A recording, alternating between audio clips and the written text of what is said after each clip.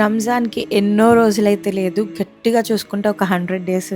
So, దానిలోపు మనం ఉపవాస ఘనతలు, విధానం, పద్ధతి తెలుసుకుందాం. ప్రీవియస్ రంజాన్‌కి ఆల్రెడీ వీడియోస్ చేయడం జరిగింది. ఇప్పుడు ఇంకా డీప్ ఎక్స్‌ప్లనేషన్‌తో క్లియర్‌గా తెలుసుకుందాం. అస్సలాము అలైకుం వరహమతుల్లాహి వబరకాతుహు. నా పేరు Nazneen. Welcome back to Deen with Nazneen. హజ్రత్ అబ్దుల్లా బిన్ అమ్ర్ రదియల్లాహు అన్హు గారి కథనం ప్రకారం దైవ ప్రవక్త సల్లల్లాహు అలైహి వసల్లం గారు ఈ విధంగా తెలియజేశారు. ప్రళయ దినాన ఉపవాసం మరియు ఖురాన్ దాసిని గురించి సిఫారసు చేస్తాయి. ప్రభు, నేనితన్ని అన్నపానీయాలు సేవించకుండా లైంగిక వాంఛల్ని తీర్చుకోకుండా ఆపి ఉంచాను కనుక ఇతని విషయంలో నా సిఫారసును అంగీకరించు అని అంటుంది ఉపవాసం.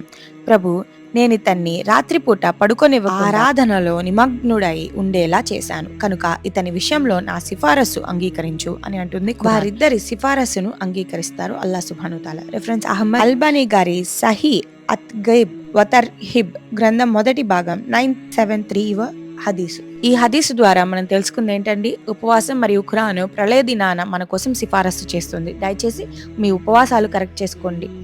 గైస్, ఒక్క సెకండ్, మీకు గనుక నా ఎఫర్ట్స్ నచ్చితే please do like and subscribe to my YouTube channel. Please అండి, ఒక లైక్, ఒక ఫాలో, ఒక సబ్స్క్రైబ్.